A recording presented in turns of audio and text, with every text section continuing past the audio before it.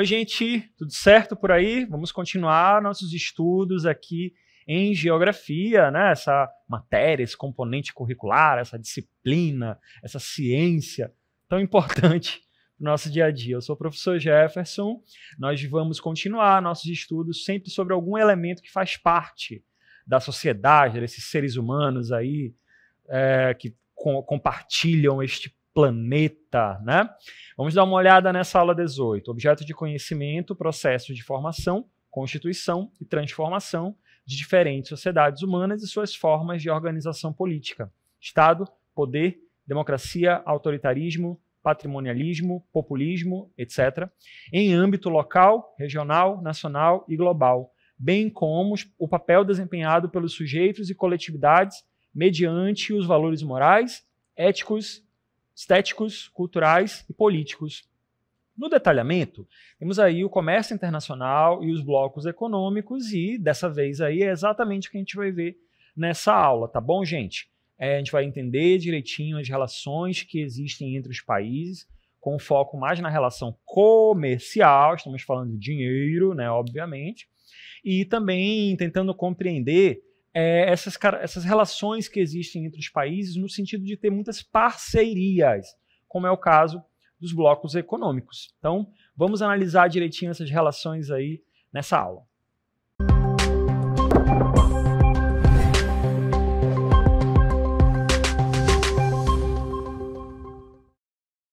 Pessoal, todos os países, qualquer país, né, democrático, enfim, um território definido, né, com um governo organizado, instituído, né?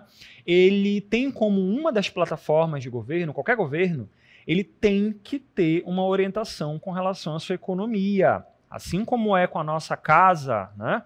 Os responsáveis pela nossa casa, pelo nosso núcleo familiar ali, né? Tem responsabilidades, por exemplo, com o dinheiro que entra, com os gastos que vão ser feitos nessa casa, né?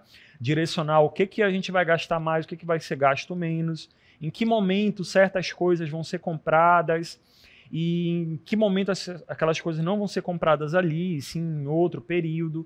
Tudo isso são decisões que nas casas das pessoas, as pessoas fazem. Pessoas com muito dinheiro têm um tipo de preocupação, né, com como usar esse dinheiro. Pessoas com pouco dinheiro têm preocupações ali específicas, né? Tem menos recursos, menos possibilidades ali. Quando a gente traz isso para o que a gente chama aqui, essa palavrinha, isso aqui a gente chama de microeconomia, né? A economia local, né? A economia ali doméstica, né? Quando a gente traz isso para uma escala maior, né? Que a gente chama de macroeconomia, qualquer governo também precisa ter esse tipo de preocupação, né? Como que vai organizar as finanças desse país aí, né? Como que a gente vai atender essa população aqui, mas sem gastar todo o dinheiro desse país, né? Todo o tesouro desse país. Como que a gente vai produzir aqui para vender para fora, para ganhar o nosso dinheiro também, para acumular nossas riquezas, né? Quanto que a gente vai investir para fazer com que a gente produza mais e ganhe mais dinheiro. Tem várias outras coisas, pessoal, mas quando a gente fala de macroeconomia, a gente está falando dessas decisões que os governos tomam, né, para aumentar a riqueza. A busca é sempre essa. No mundo capitalista, a busca é sempre essa, ganhar mais dinheiro, né? Gerar mais riquezas, ser o melhor, competição, essa coisa aí que leva aí vários países a fazerem aí muitas loucuras, né? Até gente enlouquece por causa de dinheiro, não é mesmo? Então, muitos países dentro do sistema capitalista, tem essas características também de buscar sempre o seu desenvolvimento financeiro, né, econômico e o aumento, né, da questão monetária, questão financeira. Nessa aula, a gente vai compreender, então, um dos artifícios muito interessantes, muito importantes para qualquer país, que é o comércio internacional. É a relação comercial que existe entre países diferentes. Então, quando a gente fala de comércio, né, uma coisa é nós irmos para uma taberna, um mercadinho, comprar uma coisa, dar dinheiro para aquela outra pessoa, essa pessoa entrega uma mercadoria, pronto, relação comercial finalizada. Quando a gente fala de relação comercial entre países, é uma coisa num âmbito muito maior, né? É a troca de bens, de serviços, de capitais. através de países diferentes. As relações entre os países, pessoal, elas existem aí historicamente falando. Um dos exemplos aí é a Rota da Seda, que a gente muito provavelmente já viu aí, né, nos estudos de história, né? Era uma forma, né, de ligar o mundo oriental, a China, né, principalmente, com as nações europeias, passando pela Índia, passando ali, né, pelo Cáucaso, passando ali para o Oriente Médio, até chegar no Egito e na Grécia, né, na Europa, enfim. Então a Rota da Seda tinha essa característica, né, de compartilhar mercadorias ali ao longo dos países. Então hoje em dia essas rotas, elas existem de diversas formas, como a gente vai ver na próxima tela aí, né? A gente observa que existe um crescimento muito grande, um avanço muito grande nas relações entre os países e também nas trocas comerciais, né, na compra e venda de coisas aí entre os países, devido ao quê? Devido ao avanço da globalização, que vocês já sabem, né? Com o mundo globalizado, melhora a questão dos transportes cada vez mais rápidos, o que antes era carroça, navios de pequeno porte, depois o navio fica com um tamanho maior, transporte aéreo, transporte ferroviário, tudo isso acaba desenvolvendo. As tecnologias, as comunicações, muitas transações comerciais são feitas ali num portal, né, basicamente, entre os países, né? Produção industrial, tudo isso evoluiu ao longo do tempo. Então, pessoal, é muito importante para um país ele produzir suas coisas, né, e mandar para fora também, né, o chamado comércio externo, né, de você mandar as mercadorias que o próprio país produz para nações vizinhas e, principalmente, manter aquele vínculo ali, porque aquele país vai comprar do nosso país e vai continuar comprando, né, devido à qualidade dos produtos que são produzidos. A relação comercial é assim, né, as pessoas só vão continuar comprando de um vendedor, né, de um comerciante, se o que ele está vendendo tem qualidade, tem organização, é entregue no prazo. Mesma coisa quando a gente fala de comércio internacional. Então os países eles têm essas relações entre si. Como a gente vai ver na próxima tela, existem alguns benefícios. Os principais benefícios do comércio internacional são esses, né? A possibilidade de importar produtos que não existem num país, né? A diversidade da produção entre países, com relação a um país que é muito quente, por exemplo, ele não vai ter muitas mercadorias que vêm que são produzidas geralmente em áreas mais frias. Mas tem outro país que tem uma geografia ali com características de áreas mais frias e que tem produção e plantações ali que permitem, né, aquelas plantações em áreas mais frias. Então, basicamente, vai acontecer essa troca nesse sentido, né? Aquele país ele vai importar, ele vai trazer coisas que ele não consegue produzir e vai complementar o mercado local ali com essas áreas, né? Da mesma forma, ele consegue exportar para outros países, né, coisas que os outros países não têm. Então isso acaba beneficiando... Essa é uma das características do comércio internacional. Continuando, né?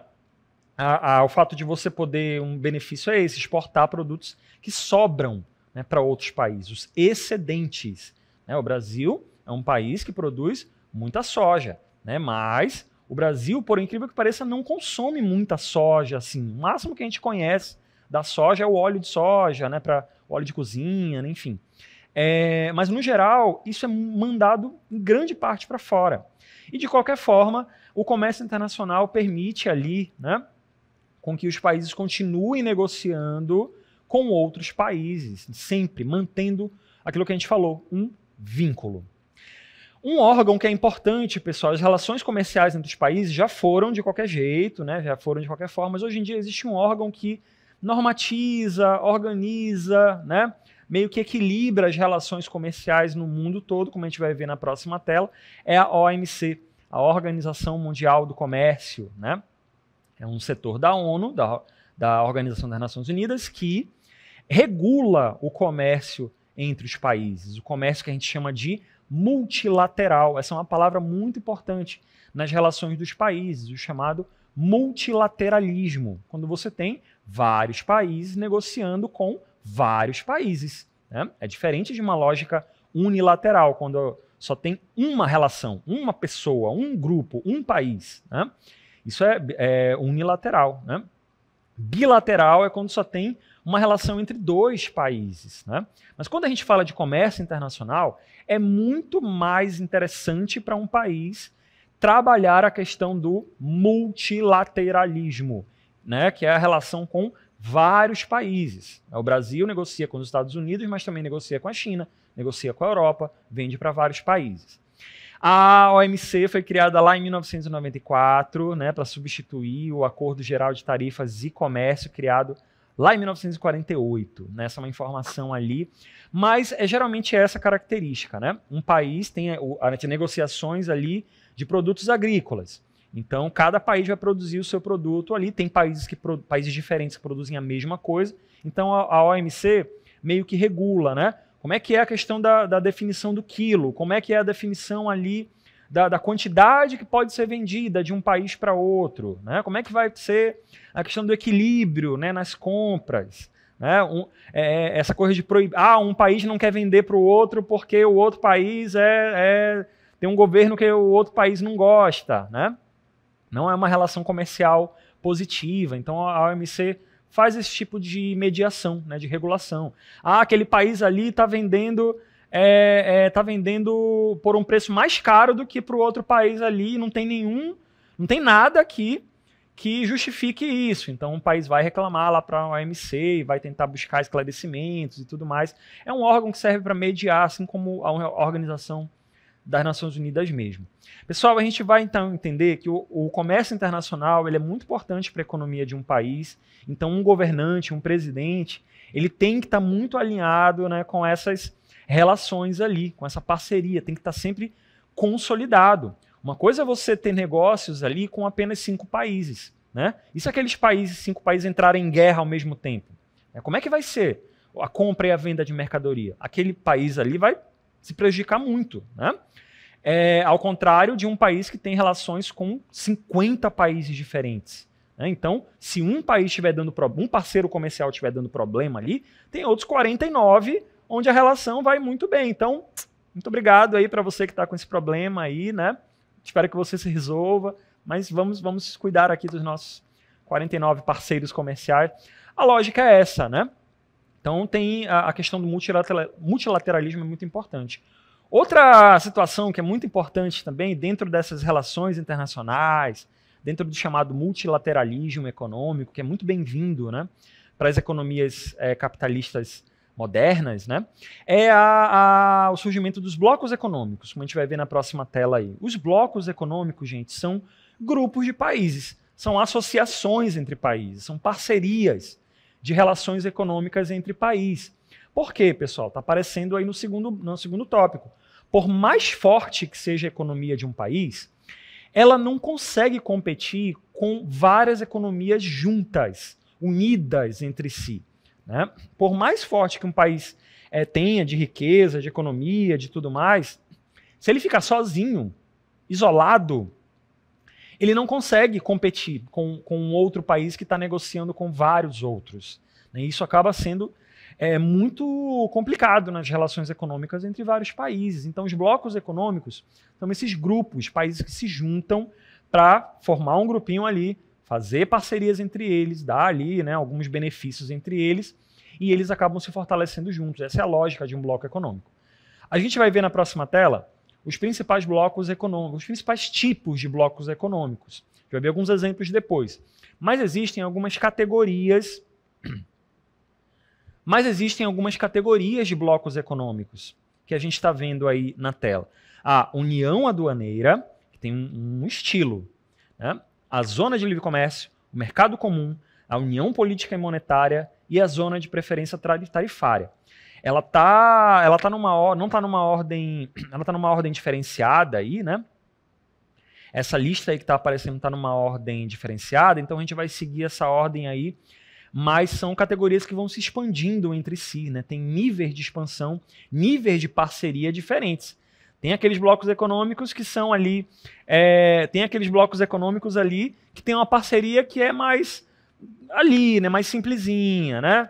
Tá, a gente é parceiro, mas não vai, É só isso aqui, tá? É só esse negocinho aqui que a gente vai fazer, tá? Mas tem parcerias não, que são muito mais, né, do terceirão para a vida, né?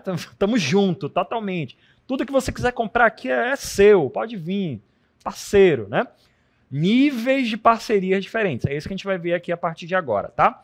Na União Aduaneira, essa primeira que a gente vai ver agora aí, né?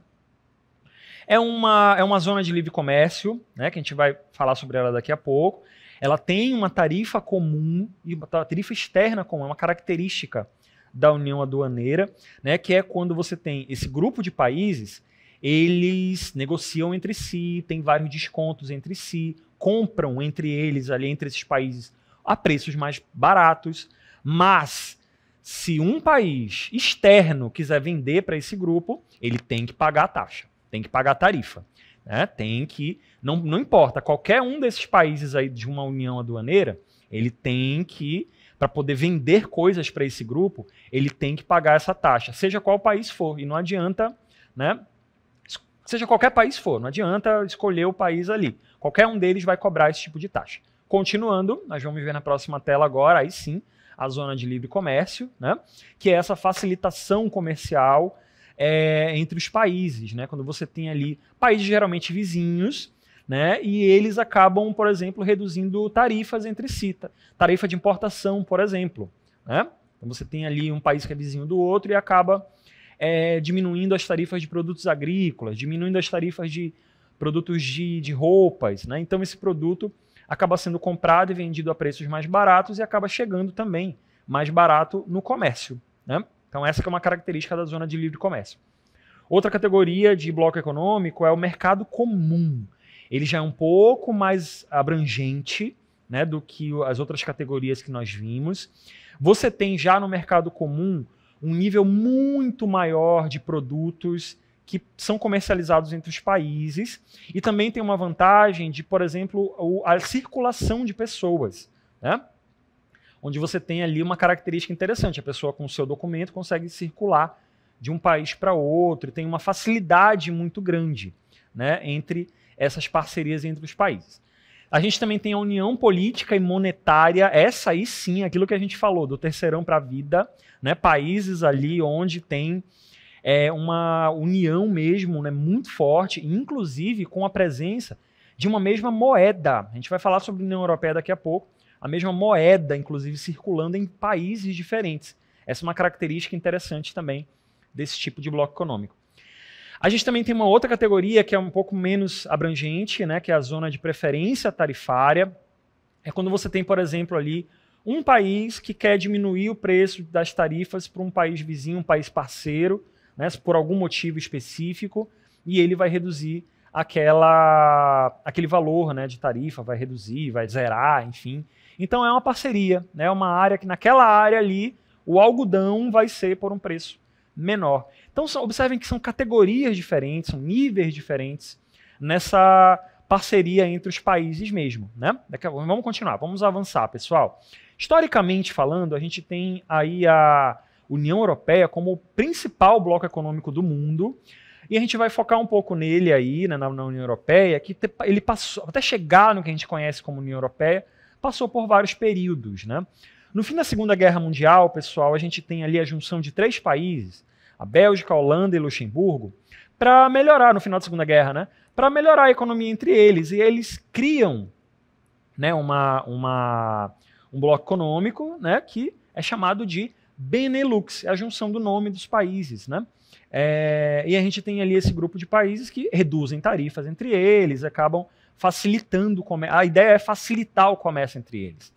Continuando, pessoal, essa ideia de parceria entre países e tal, ela foi bem vista por outros países e outros países vizinhos também que quiseram entrar, né? A Alemanha, a França, a Itália, e aí surge ali, né, a comunidade, né, de carvão e aço, né, que surge ali para expandir as negociações do carvão e do aço, mas também sobre outros produtos, né, para facilitar as negociações ali no período pós-guerra, Guerra Fria, enfim, era um período da história, né?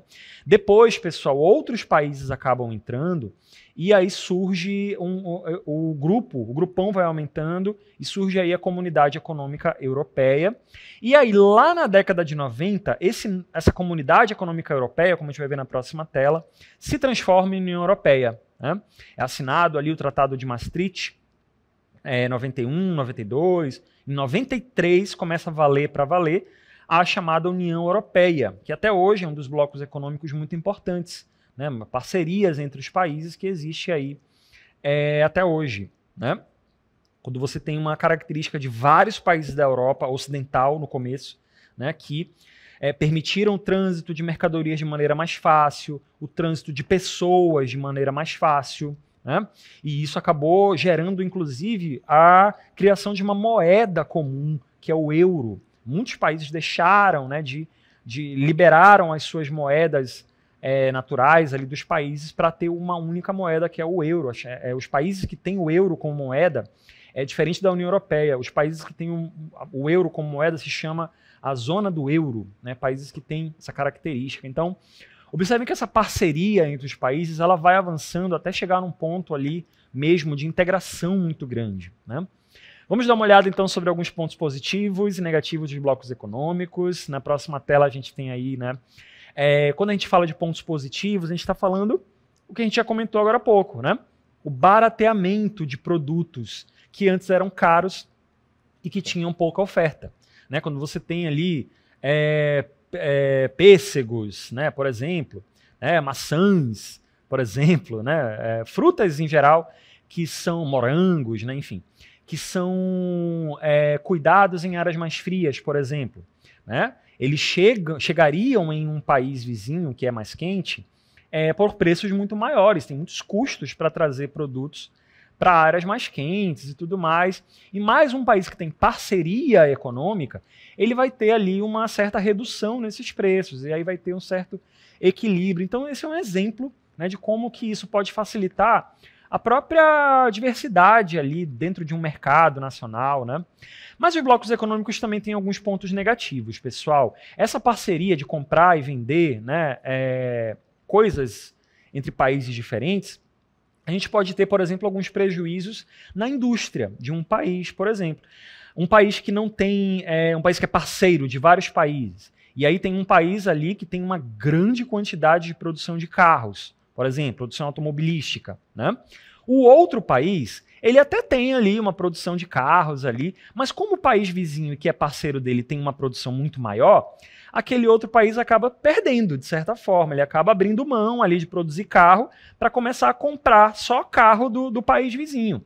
Esse é um dos problemas, um dos pontos apontados ali, né, as pessoas, economistas em geral, que pode acabar prejudicando, né? É considerado um ponto negativo dentro de um bloco econômico isso, né? Como eu sou parceiro daquele país ali, e aquele país ali produz muito pêssego, então eu não vou mais incentivar a produção de pêssegos no meu país, né? Isso acaba gerando desemprego, acaba gerando problemas na diversificação dessa economia, enfim, é uma das críticas. Bom, pessoal, a gente vai fechar essa aula agora dando alguns exemplos de blocos econômicos que existem no mundo, né? Blocos econômicos e grupos que a gente coloca nessa categoria de blocos econômicos, mas que são só mesmo grupos, né, em geral. A gente vai já falar sobre eles ali. Vamos começar falando sobre o nosso aqui, né? O nosso bloco econômico, que é o Mercosul, ou Mercado Comum do Sul. Apesar do Mercado Comum do Sul ter esse nome, o Mercosul, gente, ele é uma união aduaneira com alguns benefícios, né, algumas coisas a mais. Os países que fazem parte do Mercosul hoje em dia é o Brasil, a Bolívia, o Paraguai, o Uruguai e a Argentina.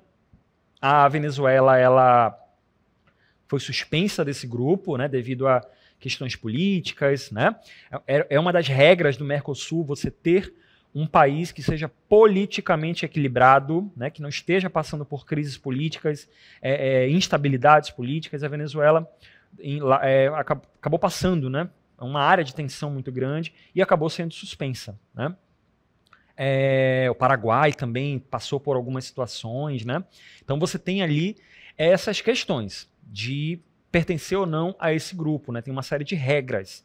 E aí existe comércio entre esses países, né? O Brasil negocia muito com a Argentina, com o Uruguai, né, e tudo mais. A Bolívia quis entrar nesse grupo, conseguiu aprovação em 2023 e já está, né, é considerado até hoje, né, é considerado agora, né, esse membro do oficial do Mercosul. Outro bloco econômico importante na próxima tela é a União Europeia, está aparecendo aí na tela como ela está agora formada, vários países, tanto da Europa Oriental quanto da Europa Ocidental, né, todos os membros estão aparecendo aí na tela. A gente tem a Alemanha, a França e a Itália como sendo países que mais se destacam ali, mas outras nações também são importantes, né? A Polônia na Europa Oriental também é muito importante, né? Para essas economias ali da Europa Oriental. E a União Europeia tem essa característica, né? Tem vários países, tem vários benefícios entre os cidadãos desses países, né? Inclusive tem a zona do euro em alguns países da União Europeia. Tem o euro como moeda principal, a França, a Alemanha, a Itália, né, e tudo mais.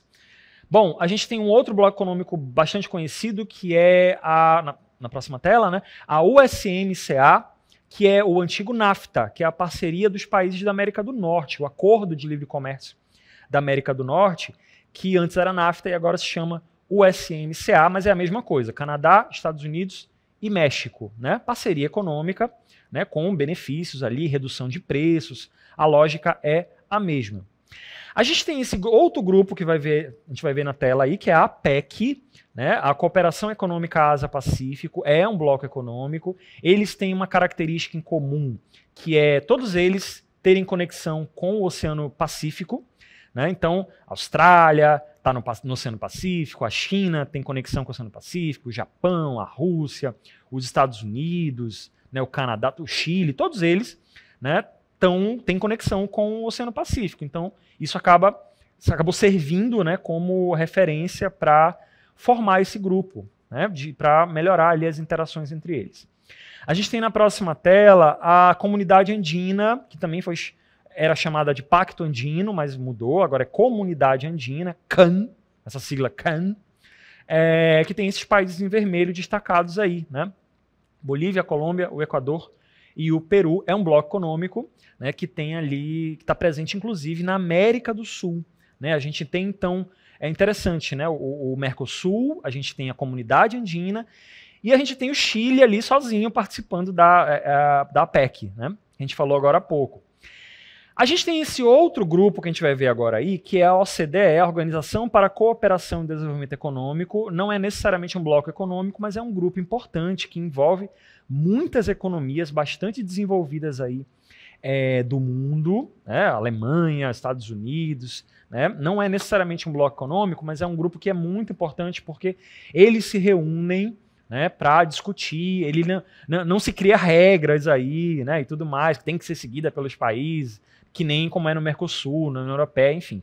Mas eles têm negociações, eles têm discussões sobre situações. Na próxima tela tem até outros países, né, que fazem parte desse grupo, mas eles têm essa característica de se reunirem, discutirem aí, né, já há algumas décadas, discutirem sobre os rumos aí, futuro da economia, né, características da economia de maneira geral. Um bloco econômico, portanto, pessoal, é uma das formas dos países garantirem com que o seu comércio internacional aconteça. E é muito importante, um país estar sempre preocupado com a sua posição dentro do mercado internacional, né? É uma coisa você ser um grande país, mas um grande país que não se relaciona comercialmente com ninguém, ele tende a se enfraquecer muito, né? Aquele ditado, né? União faz a força e tudo mais. Então, países como o Brasil, por exemplo, que sempre tiveram uma relação muito grande com países de continentes diferentes, isso é muito bem visto pela comunidade internacional e é muito importante para a economia deste país, né? Muito importante também ter preocupação com isso, né? Com a casa da qual esse governante governa. Do dinheiro também faz parte.